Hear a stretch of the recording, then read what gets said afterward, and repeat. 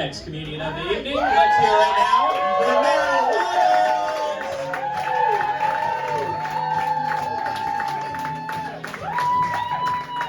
Oh my God, thank you so much, Kevin. And Kevin, what a show, what a night. Big year for immunocompromised people, am I right? Raise your hand unless it's too much. Down. We went from second class citizen to front page news. Look at us, we're going up. Getting that booster sooner than later. Yeah, I have lupus, just like Selena Gomez. We're all wondering, and yes, that is our other similarity. I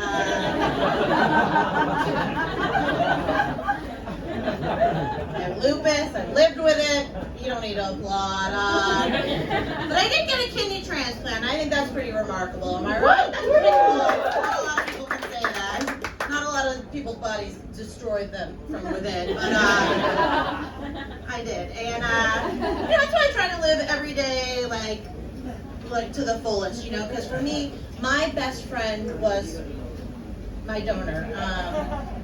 At least she's definitely my best friend. I'm not sure if I'm her best friend, but she really did me a fucking solid. And that means for the rest of my life, no matter what, I gotta pick her up from the airport. I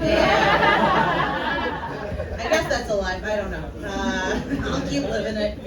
But I'll keep living it. I've already lived quite a life so far. I'm a bit of a late bloomer. I don't know if anybody else here can relate. But I was a late bloomer.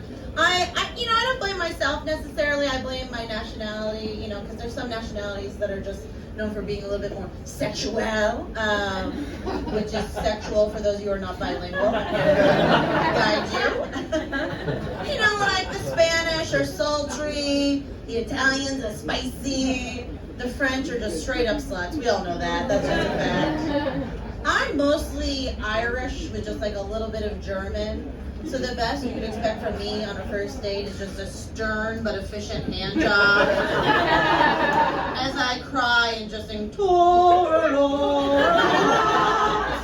And at the end I just go, toss me! And you come. You for sure come. I call that move Angela's Ashes because I don't use any lotion. You think your mom right away. It's too soon.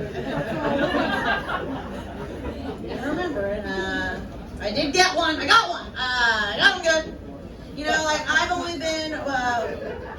I've only had, actually I lost my virginity at 25. And I gotta tell you guys, thank you. What a day it has been. Colors are brighter.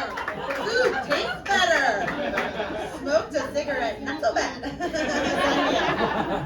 Sign me up, no. And I've been with the same guy the entire day. It's crazy.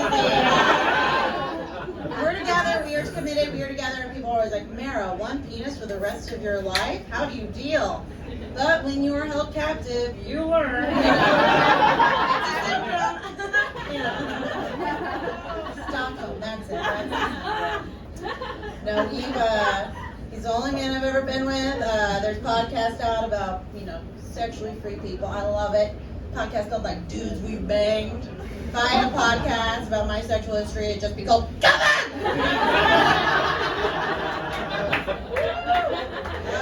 Twists and turns.